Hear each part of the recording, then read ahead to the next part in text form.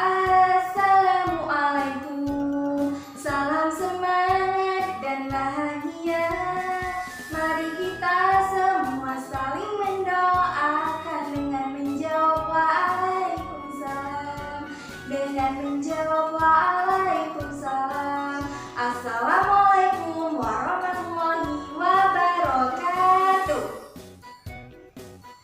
Oke, siap, luar biasa, Allahu Akbar. Kali ini kita akan belajar. Sebelum belajar, mari kita awali dengan membaca basmalah. Bismillahirrahmanirrahim. Kali ini kita akan belajar mengenai tema 1, subtema 1, kelas 5, organ gerak hewan dan manusia, muatan pembelajaran bahasa Indonesia dengan menentukan pokok pikiran pada teks lisan dan teks tulis. Pokok pikiran itu apa sih, Bu? Pokok pikiran sama dengan gagasan pokok dan ide pokok. Yang pertama, kita akan membahas ide pokok.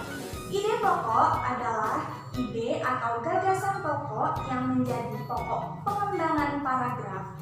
Ide pokok letaknya pada kalimat utama. Kemudian yang kedua adalah kalimat utama. Apa sih kalimat utama itu? Kalimat utama merupakan kalimat yang di dalamnya terdapat sebuah ide pokok. Dan yang terakhir adalah kalimat penjelas. Setelah kalimat utama adalah kalimat penjelas, yang pengertiannya adalah kalimat yang menjelaskan kalimat utama. Sebuah kalimat utama itu bisa berada di awal, bisa berada di akhir, bisa juga berada di awal dan di akhir sebuah paragraf. Nah, apabila kalimat utamanya berada di awal, maka dinamakan dengan paragraf deduktif. Dan apabila kalimat utamanya berada di akhir, maka dinamakan dengan paragraf induktif. Kemudian, apabila kalimat utamanya berada di awal dan di akhir, maka dinamakan dengan paragraf campuran. Nah, selanjutnya, bagaimana sih, Bu, cara membuat paragraf itu? Yang pertama, kita harus menentukan ide pokoknya. Yang kedua, kita harus membuat kalimat utamanya. Dan yang ketiga, kita harus membuat atau menyusun kalimat penjelasnya.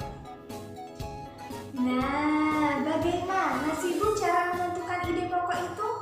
Yang pertama, kalian harus membaca semua paragrafnya. Yang kedua, kalian harus menentukan kalimat utamanya ada di awal paragraf atau di akhir paragraf. Yang ketiga, maka kalian bisa menentukan ide pokoknya. Nah, selanjutnya Ibu akan menampilkan sebuah paragraf. Yuk kita baca secara seksama, kemudian kita tentukan ide pokoknya.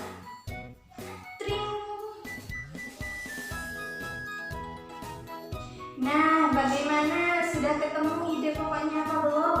Nah, betul sekali. Sebelum kita menentukan ide pokok, kita harus menentukan kalimat utamanya. Nah, di sini kalimat utamanya ada di depan, yaitu yang salah satu ciri dari makhluk hidup adalah bergerak.